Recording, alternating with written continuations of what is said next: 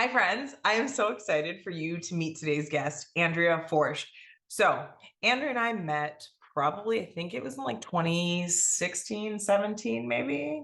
I don't know. We met years ago. We were at a women's leadership conference, and I think it was during like the snack break networking hour. And I walked up and I was like, hi. And we were friends from the moment we were there. We went to a couple different events together and have stayed connected.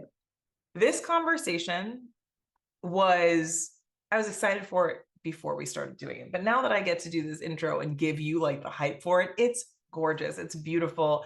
And I think the two of us were able to talk about some things that we both have either tried to process ourselves, maybe had conversations with other people, but we got so deep on some really potent topics that happen for many of us that live kind of in the in between, who live in that checkbox other experience in a lot of our lives. And so, for those of you that resonate so very much with being in the in between, I think you will enjoy this episode. Andrea has a really interesting background. I'm going to give a little bit of like the bio, but she does such an amazing job in the first question of giving you her bio and how she got there and just painting the picture or giving you the whole movie reel experience of her story that I won't spend too much time on it. So Andrea serves as the chief consulting officer of Hummingbird Humanity, a boutique consultancy focused on building human-centered workplace cultures. We talk a lot about it in this episode. She has over 15 years of experience building and scaling social impact and employee experience programs across multiple industries and organizations. She has an incredible way of taking what feels really complicated and making it super accessible. And I think you'll get an experience of that in this conversation.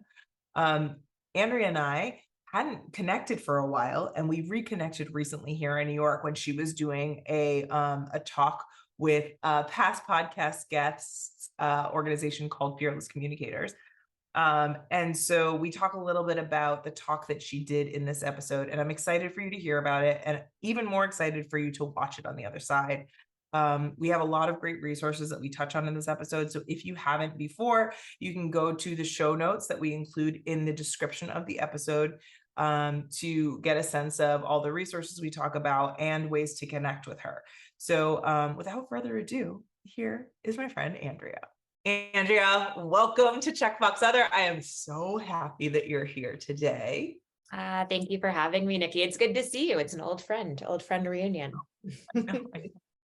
So for those of you, I already have gushed about you before we're even starting this in the intro, but the first thing I always ask people to do is give us what I call a Cliff Notes version of your story, the twists, the turns, the aha moments that led you to who you are, where you are, what you're doing now in the world.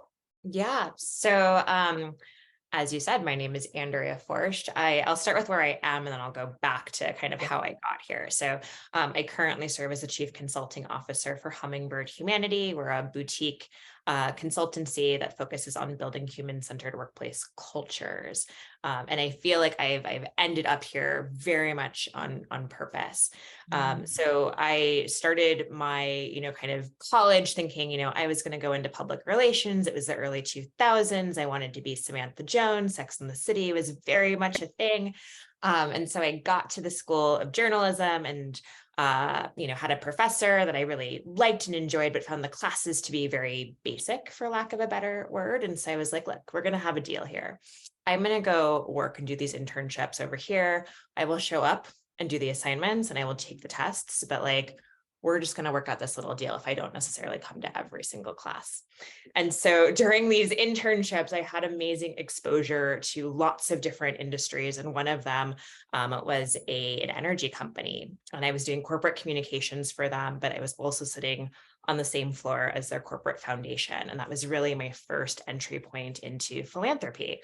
And I was like, how cool is it to take corporate resources and use them for good? And that really kind of set me on a completely different trajectory. So away from Samantha Jones and more into, social-minded causes, if you will. So I ended up joining Teach for America. I went down to Miami. I taught for a few years down there. Ended up going to the Harvard Ed School, studying education policy and management. Had an opportunity to again intern with Liberty Mutual, working with their corporate foundation. This is a theme in my life. and ended up kind of moving into philanthropy. And it was amazing. We were working with grassroots, grass tops, grass middle organizations, really getting them to kind of work together.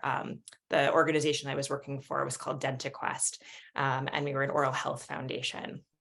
So we were all trying to kind of think about, different ways of care, different ways of getting access to care for kids, changing the way that practice worked. And I happened to sit outside of the head of human resources office while I was working there. And employee experience was just starting to become part of the conversation. And so she's like, I think this is a thing that we need on our team. I don't really know what it is. I don't really have a job description, but do you think you can do it? And so I said, yeah, why not? So taking some of the same principles that we used in philanthropy of getting kind of different organizations to row in the same direction, we started thinking about how do you get different employees from different departments, different regions, different tenures, different generations to kind of move in the same direction. And so that really started, my work in employee engagement. And so I grew up with the practice.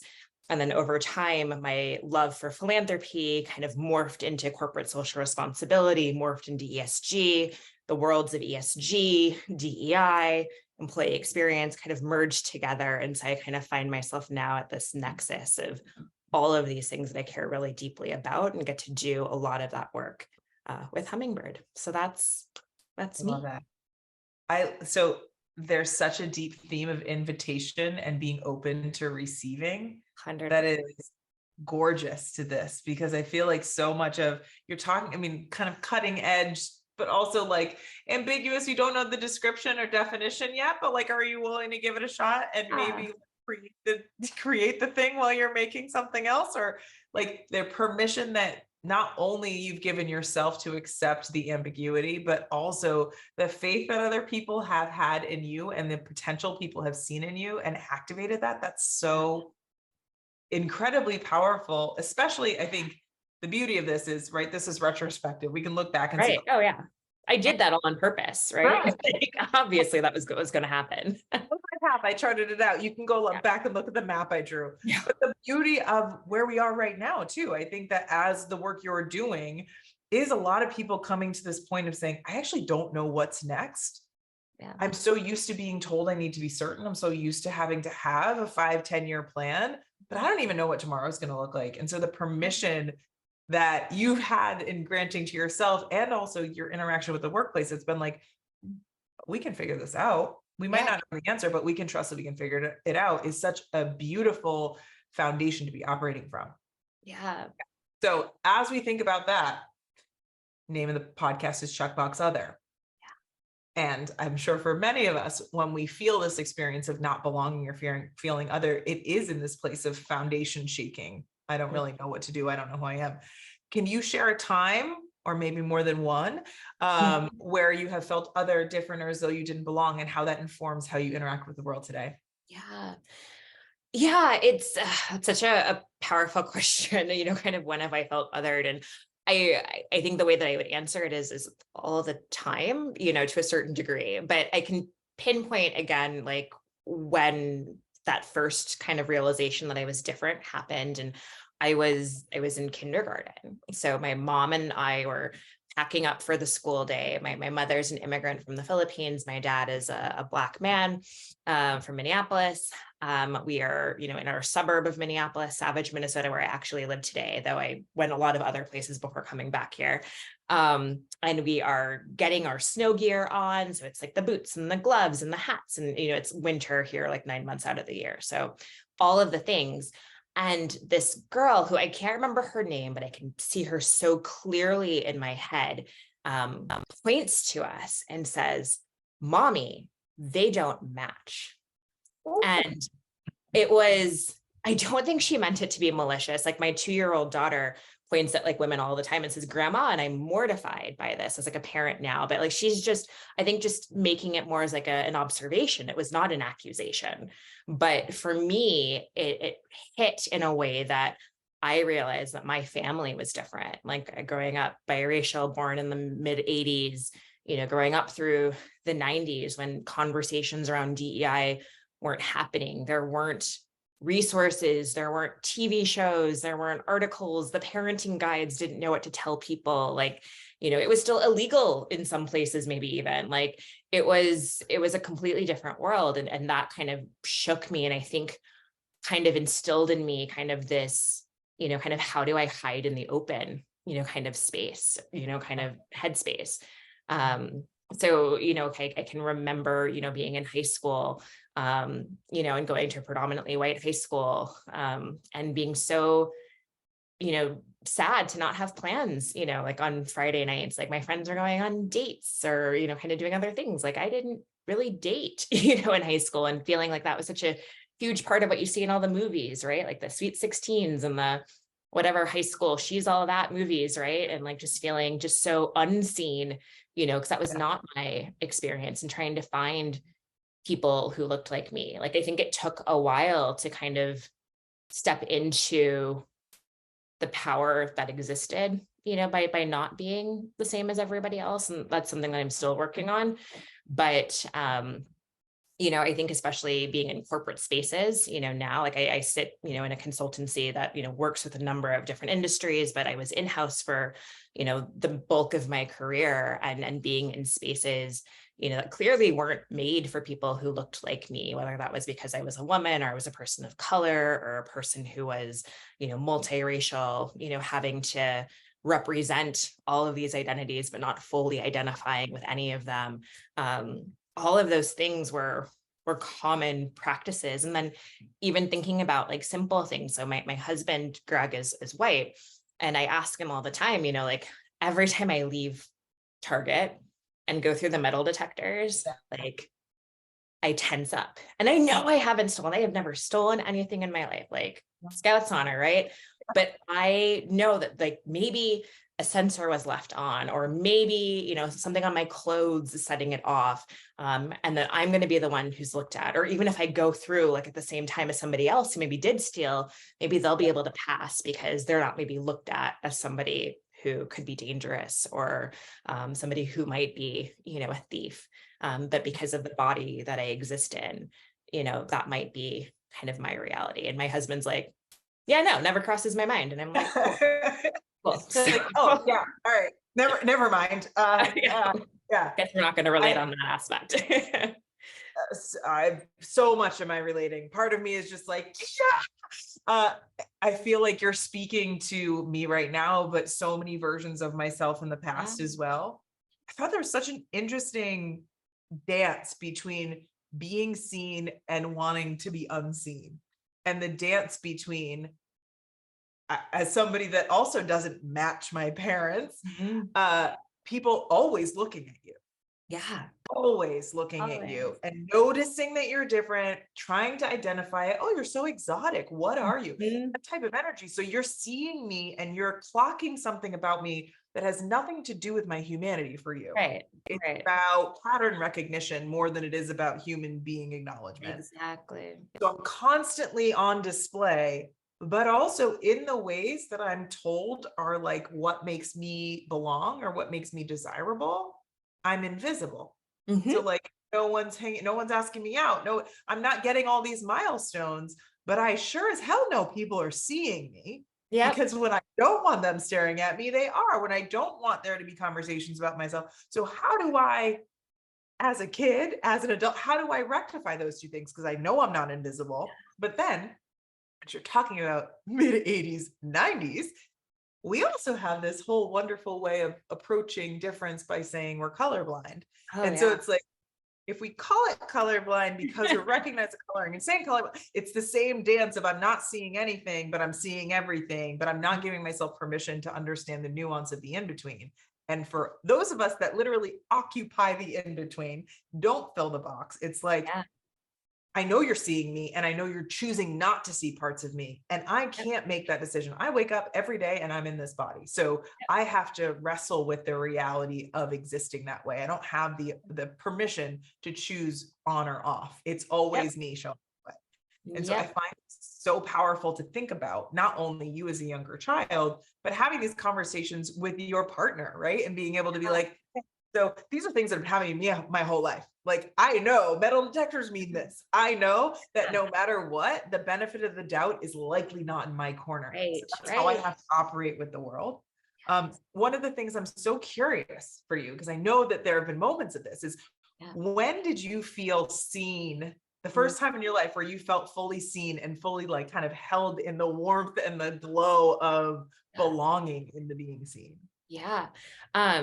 It's funny. I love telling this story because I think it's a little bit unique. So I grew up, so I share the Nebraska or the Minnesota story, but I actually spent most of my adolescence in Nebraska. We moved there when I was in 5th grade by way of Iowa. So full on Midwestern Yeah. here, right? So when it was like 2001, maybe, I was like a sophomore, maybe getting ready to be a junior in high school. This camp came to town called Anytown. And anybody who's listening is part of my network that is still from Anytown, because I still have a number of folks that I'm connected with from that experience, will tell you that Anytown was a completely formative experience for many of us, dare I say all of us. It basically brought together kids from like Western Iowa, Eastern Nebraska, different high schools together, kids representing different races, backgrounds, socioeconomic statuses. Like, it was the first time I was in a truly diverse environment. And we all came, kind of on these buses to rural Ashland, Nebraska, to this camp site. We were living in cabins. We were singing, silly camp songs, and these are like, you're in high school, right? Like, you're in high school, you are Cool. You're not doing like the corny thing in high school. You're trying to be cool. But what was so interesting about this was, for whatever reason, some crazy magic existed at this camp where everybody just kind of let their guard down. But the thing about Anytown was it was a DEI camp. It wasn't just a summer camp. Like, we were talking about difficult issues, social topics. We had this acronym called a FASH card. I don't know if they still use it now. The camp still exists. I think it's under Inclusivity now instead of Anytown. They've evolved. But it was an acronym to talk about faithism, ableism, sexism, heterosexism, classism, ableism, and racism. I think I did it. But basically, each day was a different topic. We acted out scenes, we had discussions, we engaged in a privilege walk. Like, it's so crazy because I'm doing privilege walks now with clients. Like, I'm doing privilege walks with companies that I'm working with. And this is something that I was doing 20 plus years ago as a high school student. So not only were we, kind of being corny and silly and having these really deep conversations, but like also on just a very like visceral, like 16-year-old girl level, like, there was a guy and he thought I was pretty. And like, that was the first guy who ever looked at me. And I hate to, minimize it to that experience. But when you're a 16-year-old girl, like, nothing is more important to you than like somebody finding you desirable or attractive or beautiful. Right. And that was important to me. I found friends there, friends that remained my friends for a really long time and saw me through so many stages of life. And what I think is what was so transformative, we were there for a week. Many of us went back as like assistant counselors or even advisors into our adult years. Some of them actually went on to work for the organization. But I think what was so cool is that, we left there with a heightened consciousness. We left there, and all of us, not all of us, I can't say all of us, but many of the folks that I'm still connected with have gone on to do really amazing social justice work. Kind of they found their calling there. And I just think about this camp as like probably the most effective DEI experience that I've ever had. And it was the first one. Yeah. And so, what is it about that camp that we need to bottle up and recreate, and I don't know if it was high school. I don't know if it was the mix of people. I don't know if it was Ashland, Nebraska, but that was the first time that I felt seen and really found my calling, my, kind of how I wanted to spend, kind of my work and my life.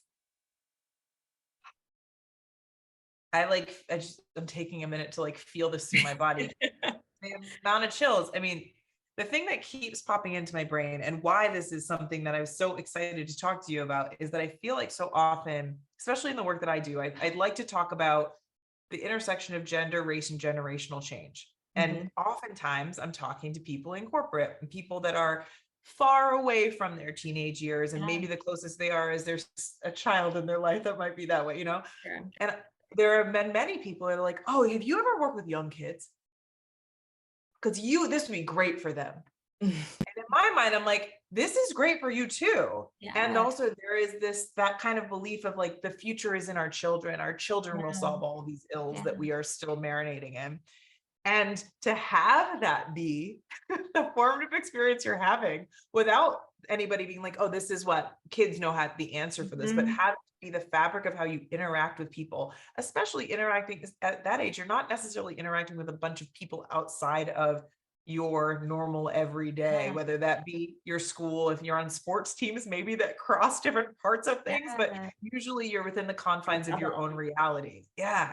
And so your first kind of spreading of the wings, being so intentional about understanding difference and also focusing on belonging is so powerful. And as where we are right now in the conversation about critical race theory that's gotten distorted and stretched and meaning a whole bunch of things that it doesn't necessarily mean. And there is this fear-based reaction to this level of education to understand the world we're living in. How fascinating it is that we have both the children are our future energy and also our children can't handle this stuff, Right, right. as you're like, we are living, breathing examples of what happens when you give teenagers the permission to, one, put the armor down that we started to cultivate as teenagers with our ability to Yep. be adult and grown up, and two, to make connections over things that are very pervasive. It's not just like, oh, this is kid stuff. We're at the kids table at the wedding. This is like big level Yeah. societal stuff. And so giving teenagers the, hey, this is really important fabric of our lives, fabric of humanity stuff, what do you think? Mhm. Not just here's the thing to learn, but let's talk about Yeah, it. let's talk Like, about it. it's huge. Yeah. The two of us who go into spaces with adults having Yeah. these kinds of conversations, if we were able to give permission to those spaces to drop our armor enough to Yeah. sing that song, whatever that song is, and Yep. allow humanity to reactivate, it is so powerful. It's not just for a specific age group that it's accessible No, to, but it no. is like you're still experimenting with yourself in your teenage years. And so there is a lot more that it can have that deep impact before other things get in the way. Can you talk a little bit about, because I know your interaction with this camp had evolved over time. I know you've been like kind of an advisor Mhm. and speaking about it out in the world, being like, by the way, you all don't have this. Can you talk a little bit about what that's been like for you as you're going from camper to kind of counselor to then, Advisor, yeah. amplifier? What has that been like? Yeah. Well, it's interesting because like it was a huge part of my life, while I was, living in, Nebraska. I was going back when I was in college and serving as an advisor. And then it was dormant for a little while. I went down to Miami. There wasn't much going on there, but I was teaching. I was in elementary Yeah. schools and teaching for a little while. When I went back to Boston, there was a Boston chapter of it. Oh, And so there was actually a camp that was happening. I'm not going to remember the name of the town that it was in now, but it was through the YW. Boston was where it was kind of housed. And so I got back involved as an advisor. It probably did maybe two or three sessions while I was there. And again, the exact same thing. Like it was we had taken, and again, they were not connected necessarily in any way, shape, or form. The people were completely different, but the experience was the same. You would watch those same, different. This is now like 10 years, 15 years later, watch these same high school kids coming from all across, kind of the New England area and having this really transformative experience. And so I think for me, every single camp was kind of this like reigniting. It was almost kind of like you go and you kind of just get like, re-immersed in the experience, and kind of that conviction kind of continues to kind of stick with you. I think for me, and then we moved to Minnesota and I had kids, and when you have kids, things kind of fall off of your radar. The resurgence of this camp has come up in a couple of different ways in recent years. One of the campers wrote a book a couple of years ago about their experience, not necessarily at the camp, but the camp being a formative part of their experience. And that kind of brought up a lot of memories for me, in terms of how informative it was for me. And then, as I was preparing for a talk that I was doing in New York recently, where I got to see you, it came up as people started to ask, kind of like, what is your DEI origin story? Like, what is your origin story for what you do? And as I was thinking about it, I was like, well, I'm a diverse person. So obviously, like my origin story is being born. But like, when I really thought about it, kind of where did it go from just being, a part of, I'm a diverse person to like now kind of playing a more active role in that space. That was really the invitation to do that. And then, kind of living in Minneapolis in 2020, watching with the rest of the world, literally something that was happening, 10 miles from my house, go down with George Floyd, and kind of having a moment of like, okay, like, I think I want to do something different. I was working primarily in employee experience, and it was broad, and DEI was part of it. Like I was working with employee resource groups, but my very first like focus, this is all I'm doing, is DEI role happened, that summer. And so it was again kind of this recommitment, this examination of like, what am I doing? How am I being part of the solution? How am I contributing to something that is bigger? And really that all kind of stemming back to that experience. I'm truly like, there's just being able to bear witness to you talk about this, but also to like, I'm painting the picture / the movie of this in your life of what I'm seeing as you're talking about these things. And there's just such the invitation energy again of like, whether it wasn't an invitation we wanted to receive of 2020, but that then paired you with, okay, the reigniting of a flame of yes, I have this lived experience as the person in my body. And also I know this stuff. This stuff is the fabric of how I interact with other people. It isn't some definition-based way of operating. I don't learn how to do impact versus intent type stuff. How I interact with humans, and I understand the systems that are getting us there instead of trying to do a 90-minute band-aid on a systemic issue. And how powerful that is. Because I think I'd love to hear your perspective as you were diving kind of headfirst into, okay, we're going DEI all day, every day right now.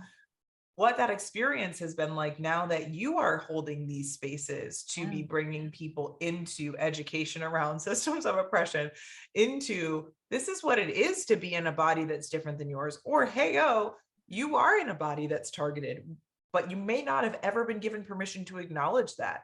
Here's a space for us to hold that. Like, what has that been like in holding, creating, and inviting people into these spaces in adulthood, as a consultant, yes, but also as like that keeper of that space?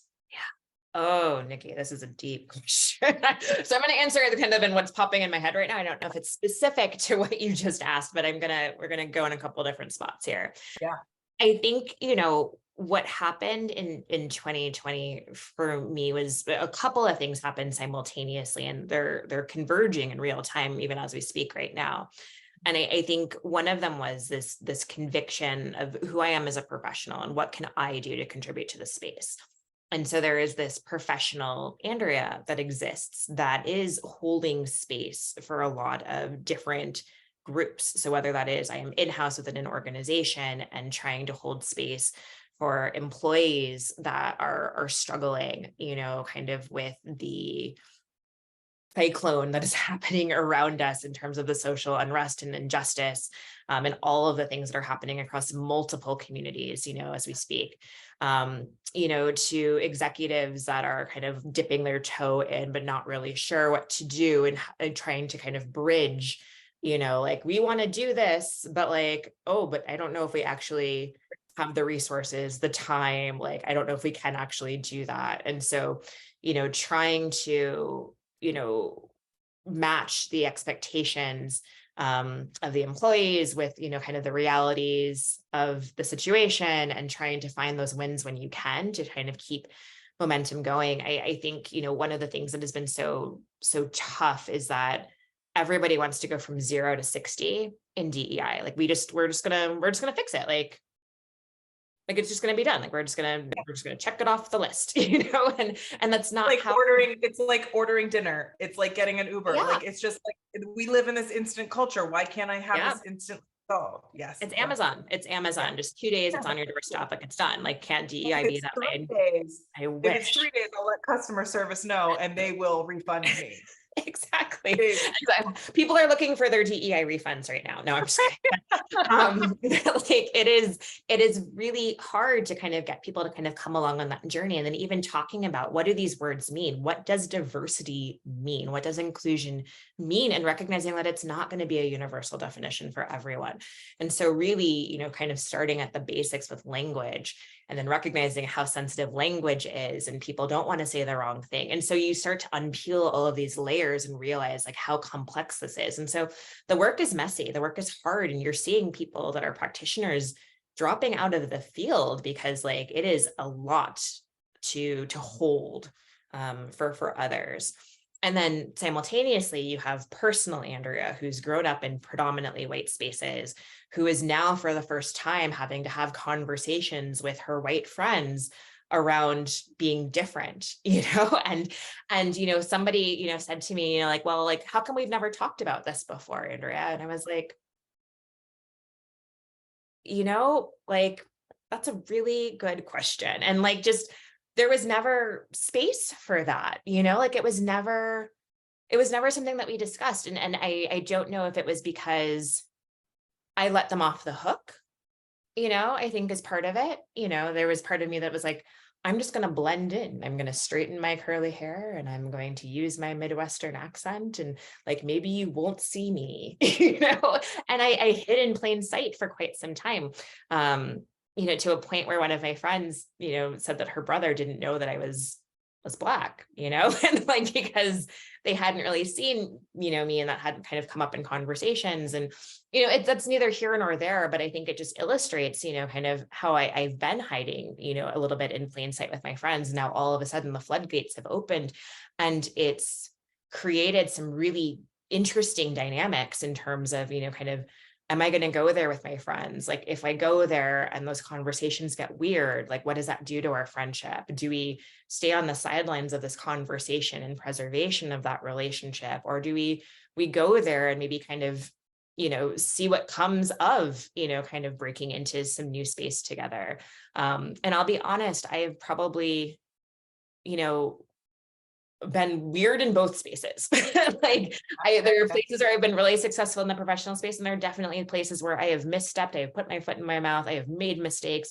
And, on the friendship side, like, no, like I probably haven't pushed those relationships, kind of where I should be, to get the support that I need, both as a person and as a professional, kind of living and doing all of this. So I think, I don't know if that answered the question, but that's kind of where I went with what you asked.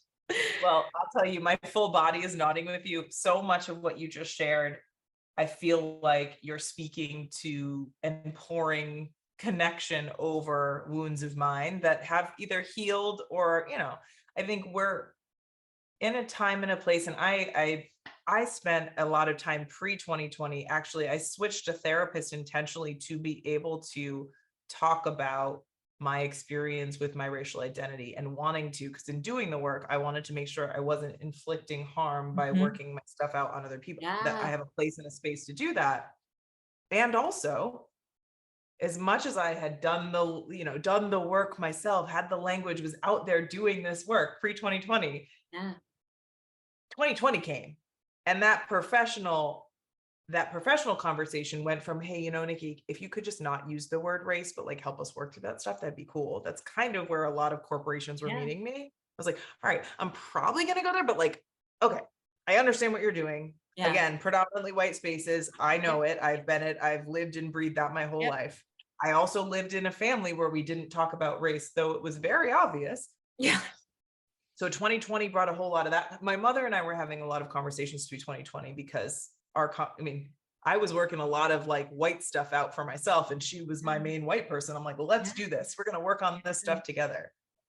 But, and also 2020 took everything, even if you were doing that work, to a whole nother level.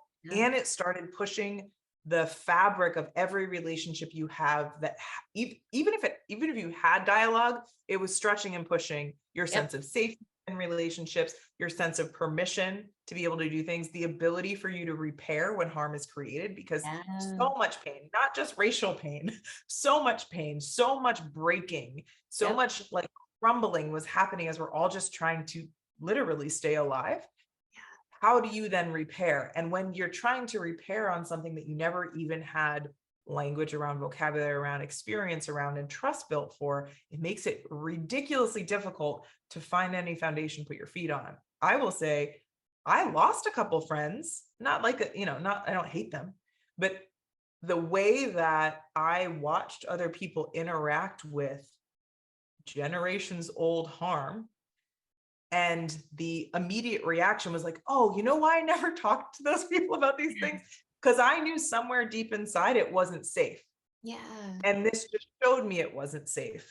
And it doesn't mean they're bad people, but it means that the vulnerability that I'm showing up with in the world, because I do not want to be covering myself up and blending in and being a chameleon with my close friends, it's not safe for these people. So appreciate you showing me that. And also the code switching that I've done, the things that I've done to make you feel comfortable with my difference that you're seeing, I'm no longer willing to exert that energy anymore. And so that personal relationship, and some of these people I worked with, right? But a lot of them were like deep friends I knew since I was a teenager, I'm like, I just don't want to do this anymore. I don't have to keep going through the same script that I was used to do. I also don't have to be quiet because it makes you uncomfortable. That me sharing with you the harm that was inflicted on me, whether it's from you or from the outside world, if it makes you uncomfortable, that doesn't warrant us to stop talking about something that's really, really impactful in my life. But if that's not something we can do, then we need to, again, like you're saying, the realities of things versus the idea of how we can do things, we have to grapple with the reality. And that might not mean that we can have that relationship anymore. And then there's the grief and the loss of losing a friend that comes along that too. Yes. Oh my gosh. Like the code switching and the not wanting to do that anymore. And, just the being seen for the first time by people that you've known for years. I didn't even know you were Black. What?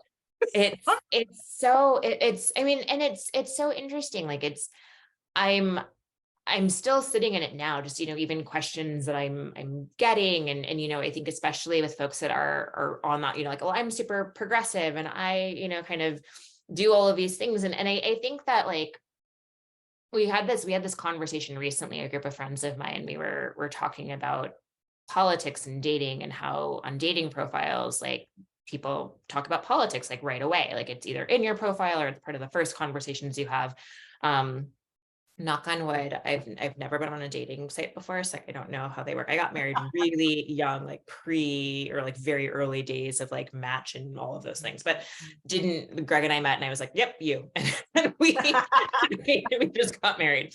But anyway, the conversation, kind of veered into this space of, we're connecting only with people that are like-minded too. And so, I think there is something about being able to have difficult conversations that we're just not good at doing. So whether we agree or we can respectfully disagree, like, I don't think agreement is necessarily the goal. Like, I think it is, being able to sit in that space of discomfort, being able to hear people, to respectfully listen, to respond, to share, viewpoints, to, kind of educate each other, and, to be able to hopefully walk away either, better understanding, a different way of looking at a situation, or, whatever. I think that's so important. And we've lost some of that in this really politicized space that we've gotten to. And I hate even that race is political, but it's inherently political. And so you can't necessarily separate it out. And so I bring a lot of parallels between kind of the, kind of political, like, affiliation conversation and even the race conversations that we're having, because it seems to be so divisive when it doesn't have to be. And I don't want people to feel uncomfortable when I talk about, kind of the experiences that I have. And it doesn't have to venture into a space of being, a woe is me sob story, or, well, you had it this bad, well, I had it this bad, like it doesn't have to get into that space. Like we're not competing for slices of pie, right? Like we all can take up space. We all have experienced, harm. We've all lived through a pandemic. Like that is a universal experience that we have all had. And so on the other side of wherever we are now, like, I think my hope is that we can start to have real conversations, and people that aren't here for that, like, I don't have as much time or space for Yeah, that. I love, oh gosh, there's so much, so many pieces of what you just said that I think I want to like go back and like just to have it repeat itself. There's a piece to this that I think that is about time and the permission to heal. Right. So like when you're talking about uncomfortable conversations, it doesn't mean it's uncomfortable and then magically happily ever after at the end of it. It's uncomfortable and it might be a shit show at the end of it. That might be what happens. But being willing to come back to the table and say, I care about you. This didn't come out the way I wanted, or maybe it did, but what you just said really hurt me. So powerful. Again, it's like what you're saying is like, we kind of seem like we lost our ability to we can watch our bodies heal when we get cut, but for some reason, our abilities to interpersonally heal, we've like hampered ourselves from it. 100%. I had an experience like, what was it, a week ago with a friend of mine, and she too is racially ambiguous. She is somebody that you see, she's brown, but you don't know her background. And so her life too has been a what are you experience with the world. And just because you occupy a body that is racially ambiguous doesn't mean that you are fluent in these conversations and comfortable talking about these things. No. And she and I had a conversation recently, and I said to her in conversation, we had a couple of different versions of this, where she said some things that were pretty harmful to me about my life. And I was like, oh, benefit of the doubt, no big deal, right? Like, oh, she didn't mean it that way. And I kind of let it go because I was like, oh, my assumption was, oh, we've both been through this. We know what people do. This doesn't feel good. And then it happened again. And I was like, okay. And then I think this was the third time. And I just said, hey, here's something I'm noticing. I'm so curious to know how that feels coming out of your mouth, because here's how it feels for me. And I know you don't mean for it to feel like that for me. How can we find and bridge a gap between where that curiosity is and the harm reduction that I'm seeking right now? Because I understand this is a difficult conversation, and likely you don't have this conversation with very many people. But still, that doesn't mean that we need to just silence the harm that's being caused. And I think that there's a part of this, as you were talking earlier about like DEI practitioner burnout. I think there is a part of the gap that we have in, okay, neither of us were super comfortable in that exchange. And I think we both kind of left being like, but that doesn't mean that she needs to feel like she's the worst person in the world and I need to feel like, aha, none of that at all. In it, I was like, this doesn't feel great for me. This doesn't feel great for you. Know that I'm having this conversation with you because I thoroughly respect you. I believe you thoroughly respect me. And with that understanding, how can we move forward together? Instead of, how are you the good guy and I'm the bad guy? Okay, I'm the bad guy. Let me make myself the good guy. And the oppression Olympics that you were talking about, it's actually harder for me. You don't think I've ever gone through anything? None of that shit. It's just like, all right, if we are trying to do this life together in some way, shape, or form, what does it look like for us to move forward without continuing to harm each other in ways that we both experienced, and be difficult to then pinpoint why and how it's happening. But in reality, at least for me, I'm like, by the way, these are the systems of oppression coming through our mouths. Like, this isn't you wanting to do that thing. So if we give ourselves permission to see what's happening, it takes some of that internalized shame away. That's like, oh, I've just been swimming in this marinade. Of course I'm going to be coming out with some of that.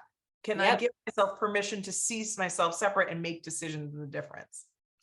Yes. Yes. If you weren't going to go there, I was going to go there. Like this all stems back to white supremacy. Like it just does, and I just finished a book that I am so excited about, called The Body Liberation Project by Chrissy King. It is phenomenal. And it talks about the wellness industry, which is, probably my next frontier. Like I'm really big into the wellness and fitness space right now, and kind of thinking about it from a space of empowerment, and getting, kind of stronger and taking up space versus, kind of shrinking and getting skinny. And so like that has been a major switch for me in terms of my own body image, kind of stuff. But the book really gets into a lot of kind of how systems of oppression, kind of are showing up in the fitness industry, and, kind of body image and ideals, by like body size, fat phobia, transphobia, anybody who is in an othered body. It's really, us, shaming people based on things that we've been socialized to think of as beautiful or acceptable. But really, kind of who is setting those constructs, for us, and how do we free ourselves from having to have a certain number on a scale or a size on a pair of pants, and moving away from, the body positivity space, which can be toxic and not necessarily inclusive of people who live in marginalized bodies, to really think about, how do we create more space for bodies that have been, kind of undervalued, and othered, and so it was such a powerful book in so many ways. And I think what it's bringing up for me in this conversation is that, when these, kind of conversations happen that are really tough with people, a lot of it is, kind of where are you getting those ideas from? Like who is setting, the table in terms of what is acceptable or not, kind of what is right or wrong, and kind of really, how do we kind of peel back the onion a little bit to kind of question, kind of, well, why do I think this way? Who taught me that? Like, where did they learn it from? And I think if you start to peel back some of those things, you start to realize that like, it's kind of like looking behind the curtain on The Wizard of Oz, right? Like it's all made up. And so how do we free ourselves from some of those constructs? How do we start to kind of see ourselves as people and individuals? I do a lot of Peloton, so I couldn't get through a podcast without talking about Peloton. And one of my favorite instructors always talks about, like you're one of one, limited edition. And I think that has really sat with me, particularly as somebody who's in a biracial body, who has a racial combination that is not super common. I think kind of seeing it less as a defect, and more of like a superpower. And how do I, like we talked about earlier, lean into that space, be really seen, rather than trying to kind of hide in the body is something that I think just kind of keeps coming up for me. So much of this is just, it lives in the body consciously and subconsciously.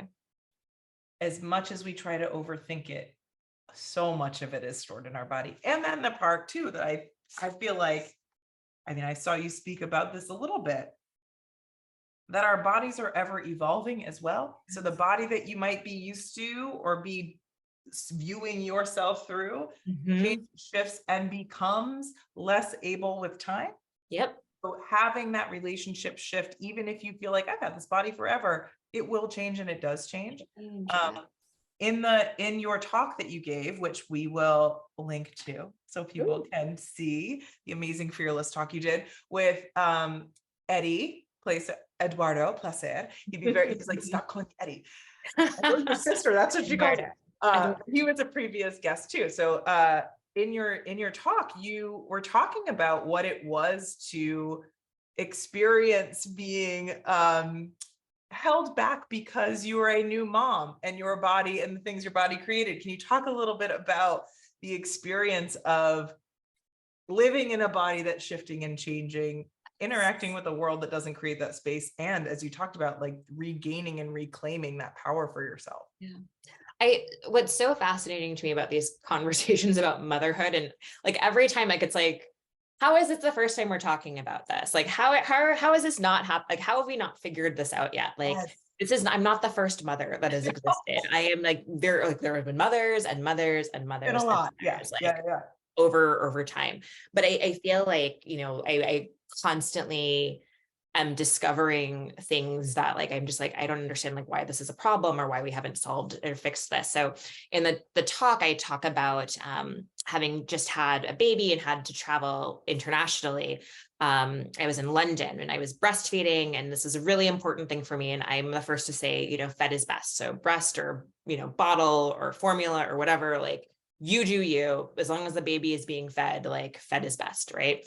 But for me at this point in time, like I was committed to breastfeeding as long as I was going to be able to. And I wasn't about to let being, 8 hours away in London, away from my baby, stop me from maintaining this journey.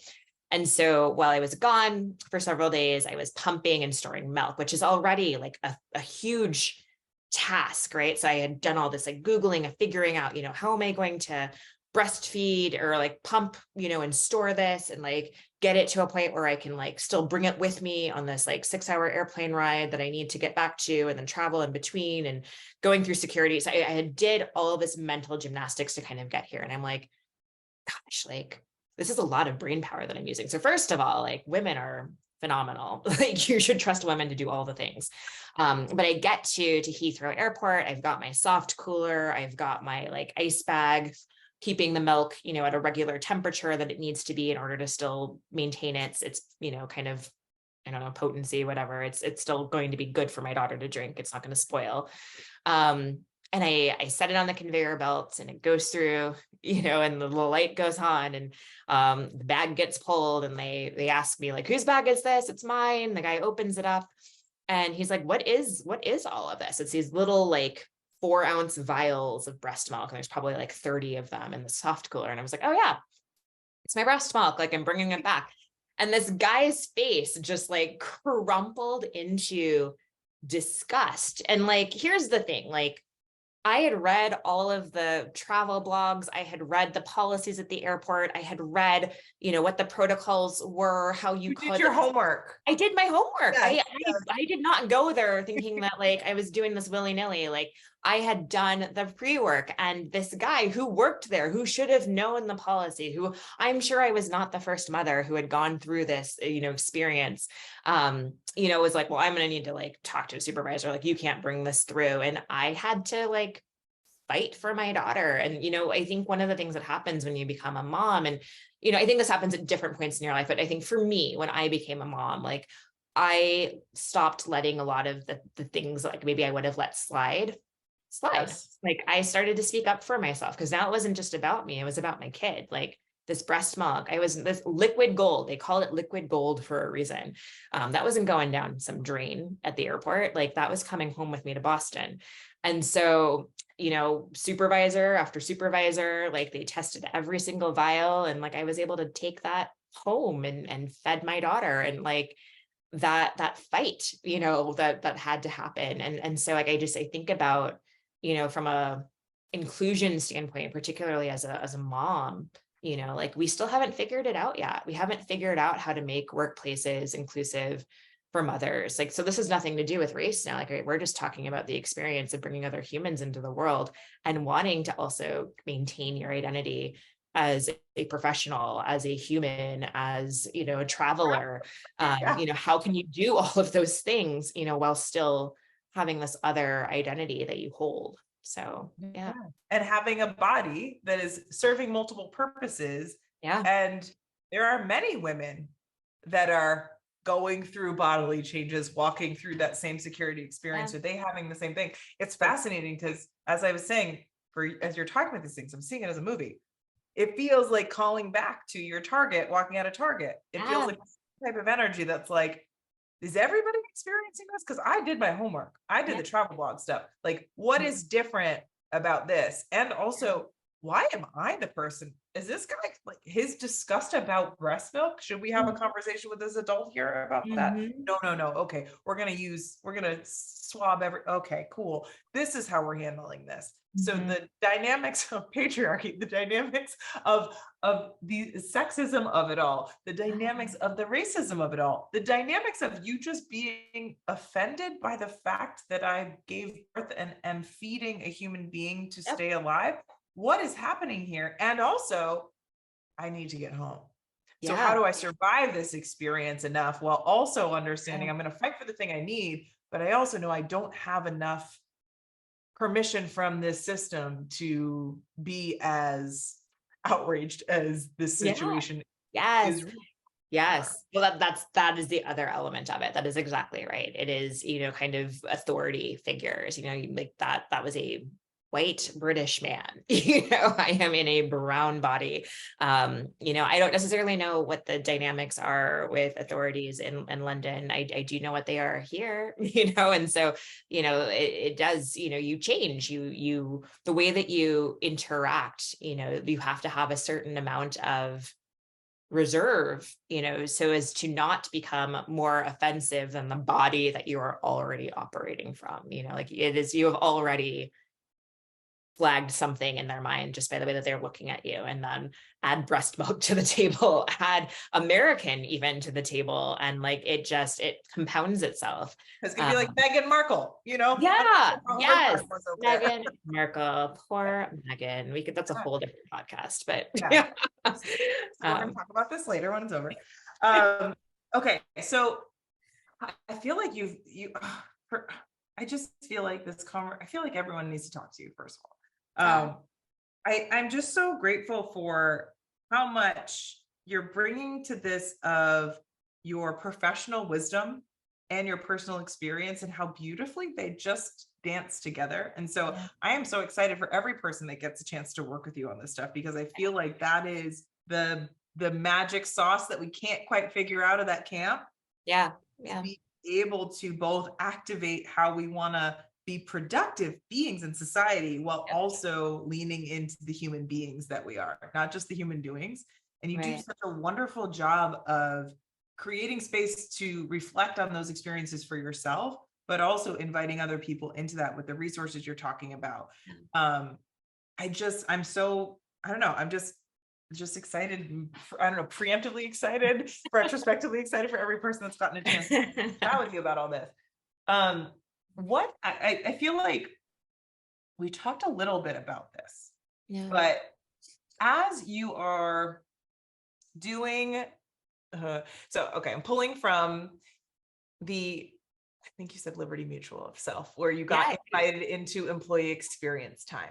So that was at DentaQuest. That was at the foundation that I was at. So Liberty Mutual was definitely part of the journey. DentaQuest was a very formative time for me as well. That's where lots of magic happened. So as the kind of formation of employee experience is happening, and I know you've done a lot of work in kind of the HR space. How I feel like a lot of the conversations I'm having with folks who are in HR or interested in going into HR, but like kind of a different version of HR where we are now, how do you view what it is for us to acknowledge the humanity of people that are at work, which usually is human resources, and also there are all different names that are now being used for that. How do you view, knowing like you've been doing this work in this space, and the world, the foundation of how we do work is shifting, crumbling, reshaping, reformatting? How do you kind of think about it? I talk about it a lot as like the Wild West, but I'd love to hear kind of your take on how, as we are acknowledging all of our humanity, we're getting better at acknowledging one another's humanity in life and hopefully in work.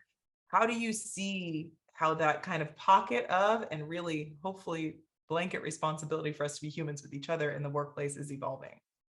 Ooh, it's such a good question. Like I think my vantage point in HR is very specific. So I've sat on a number of HR leadership teams, but I'm a center of excellence. I've never been like a general practitioner. I love that center of excellence. I feel like royalty, right? No, it just means that I have like an area of expertise that is a vertical that I'm responsible for. And for me, that was employee experience. So it was, DEI, social impact, it was employee, kind of surveys, it was social events.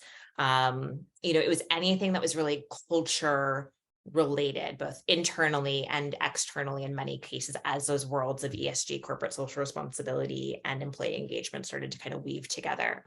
Brian McCormick, who is my leader at Hummingbird Humanity, is our founder and CEO. He often talks about, and he comes from an HR background as well. And I think what's so interesting, and we found just kindred spirits around this idea that like, HR is being asked to do DEI and culture, but HR was not set up to do DEI and culture work. Like human resources is almost like a clinical term. Like it's kind of thinking about kind of, it almost takes the humanity out of it. It makes them resources like widgets a little bit. So it's payroll, it's compensation, it's, employee relations, it's, kind of the technical part of having, employees within an organization. And so that space I'm probably less, kind of able to speak to, but I think what he has advocated for is kind of having almost a separation of like a chief purpose officer and a chief human resources officer, which I love. Somebody who's able to really kind of think about, kind of what is the culture, what is the impact that we have on society, the environment, or people and DEI and philanthropy and all of that over here. And then having somebody to do kind of the very real things that need to happen. Those very, kind of foundational pieces that help us to just exist and be taken care of within organizations, maybe less from a spirit perspective, but like, from a financial perspective or from like a more, basic foundational perspective, if you will. So I think, for me, when I think about kind of what the future looks like, I think especially, kind of having gone from being primarily in office people to now being primarily remote people or in this virtual hybrid space that we operate in. It's been this really interesting time in human resources to really kind of reimagine, what does it mean to have a workplace? What does it mean to go to work? Like my going to work is walking down my stairs and into my office. And like, that is my commute. And so it's a very different space. You're seeing people's whole lives in ways that you hadn't before. So there's no more, leave your personal life at the door. Like you're coming into it on every single Zoom call. My kid's knocking on the door. So yeah, or coming right on my lap while I'm having, this conversation, which has happened. Yeah. So I think it's creating spaces. And I think the companies that are doing the best with this transition are the ones that are really leaning into that space versus trying to go back to where we were. Yeah. And so I think you're going to continue to see this evolution of what does HR look like? What does, people and culture is the new kind of term that you're hearing more, kind of in that space. And then even what Brian talks about with that separation of chief purpose and chief HR officer, I think there's a real magic and kind of really having people lean into their gifts and what they're able to bring to an organization. Because I've always said, like, I have no business being a head of HR. Like, I don't know any of that. Like, you don't want me figuring out how to get you paid. Like, the math is, unless it's for a sale and calculating my discount, like, I don't do that. So like, but like, I do get the other side of it. Like, I do get kind of that ESG, social impact, DEI space. I get that on a very visceral level. And that's where I'm allowed to do the magic that I do. So I'm grateful to see more companies kind of moving into that space and creating that vertical for people to thrive and in that level of leadership. Yeah, there is something that I think is so potent as you're talking about this too, is like, all right, who's responsible for this?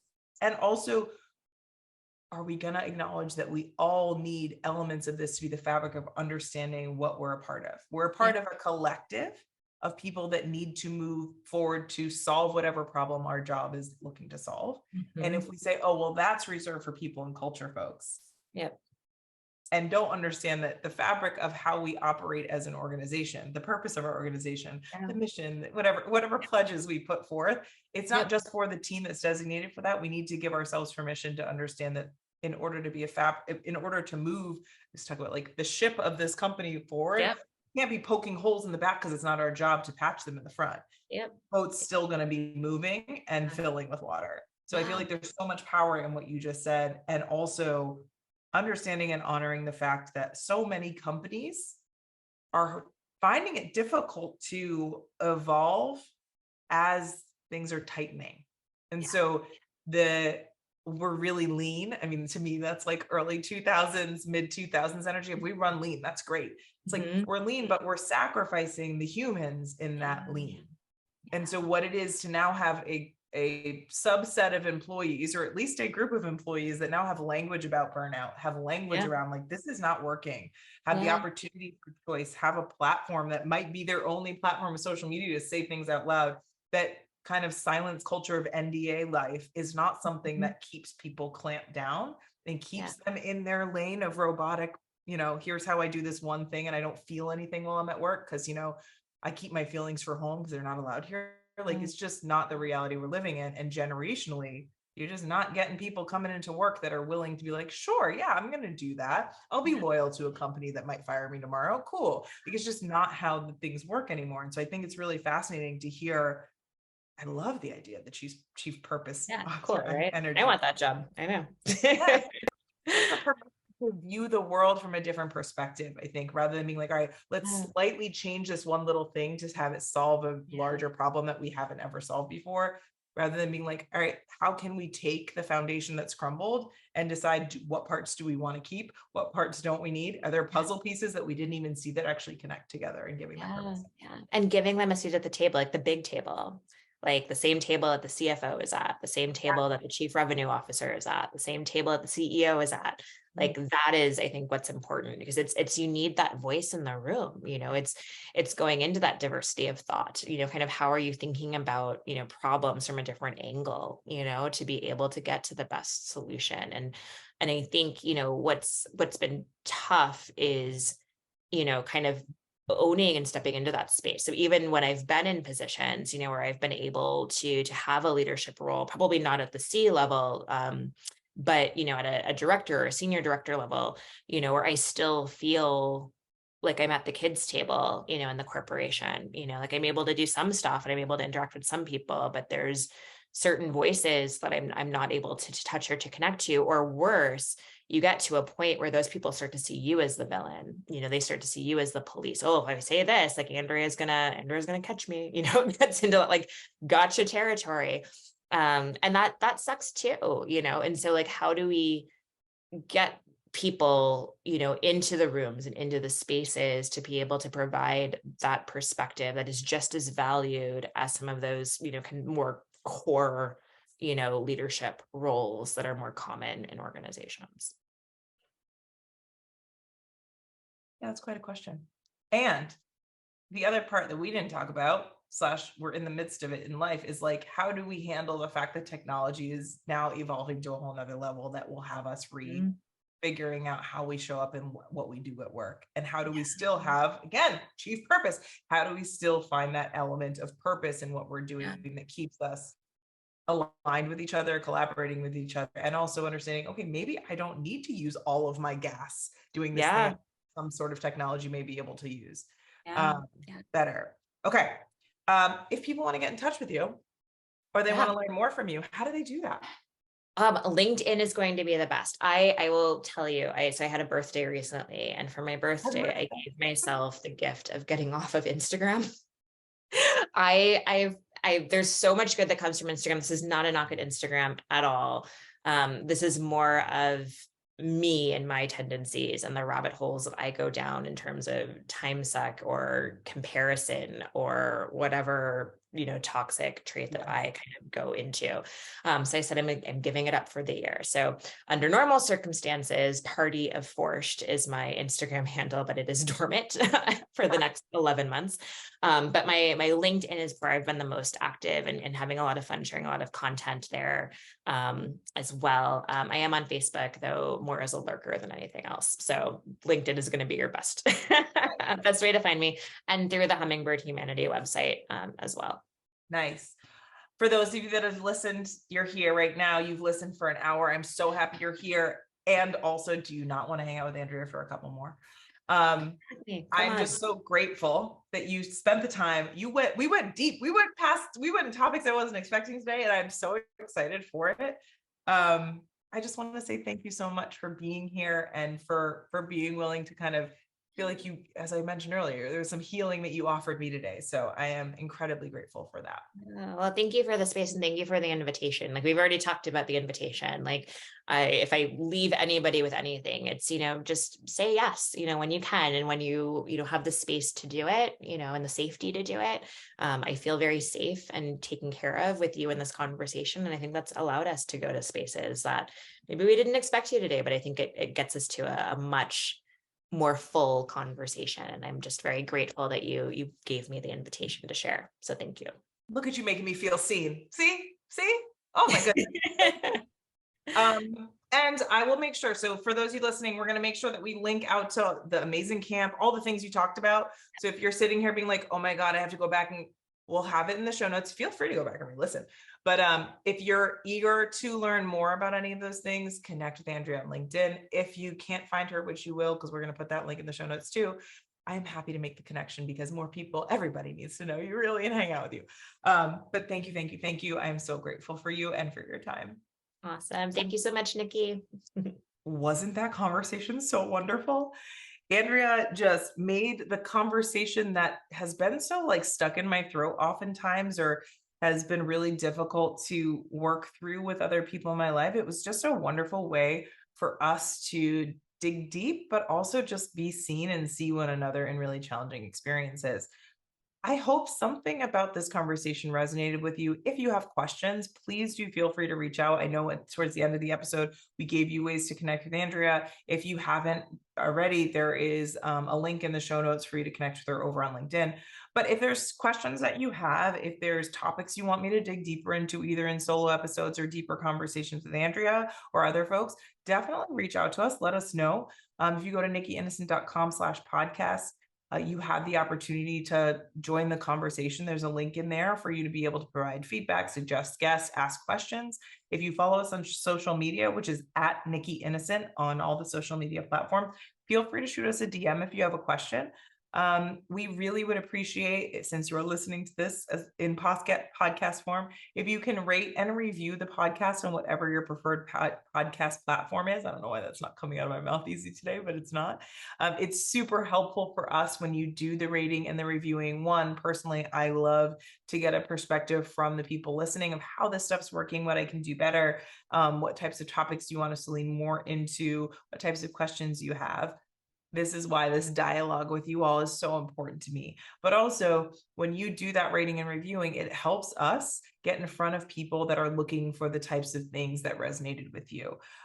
So while we have descriptions and all of that stuff that we put out there, your voice is such a big part of how more people can come to this podcast, into these conversations, to hopefully spark more conversations about belonging and inclusion and how we can show up authentically as ourselves in the world, just as a normal way of operating, further, wider, in ways that we can have just a transparent way that we interact in our everyday, versus it feeling like we have to have a separate subsection of how we can show up as ourselves.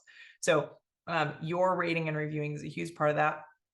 If stuff we talked about is something that you want to work on, whether it be to work directly with me in a coaching environment, or some of the resources we talked about, or if there's anything that you feel like you're asking, wait, I hope there's something for me to help me with this particular part of what they talked about, but you're feeling lost, do not hesitate to reach out. I'm happy to provide any resources that I have at my disposal and make connections where I can.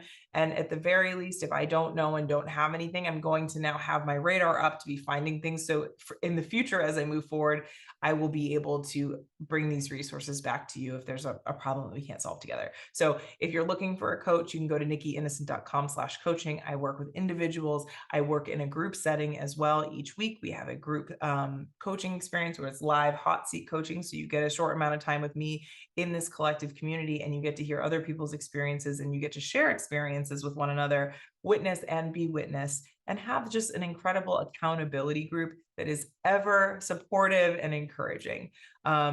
If you have an organization where you're interested in having more of these conversations, I definitely encourage you to check out Hummingbird Humanity. And also I hold space for us to be doing speaking gigs and workshops, and we do corporate coaching experiences as well. So if any of that feels like it might be resonant for you, definitely reach out. I absolutely love connecting with people that come through this podcast, because I believe that the reason that we've come together is that we are on the same frequency of how this stuff really will change the world moving forward. And so if you're considering it, please do reach out. We'd absolutely love to hear from you. And if you're not exactly sure how you're envisioning this, don't worry about it. That's part of what we have a sweet spot for, so we can help you kind of chart that path forward. I think I hit all the things, my friends. I hope you really enjoyed this. And if it sparks conversations with other people in your life, feel free to share this conversation far and wide. I cannot wait to catch you on the next episode.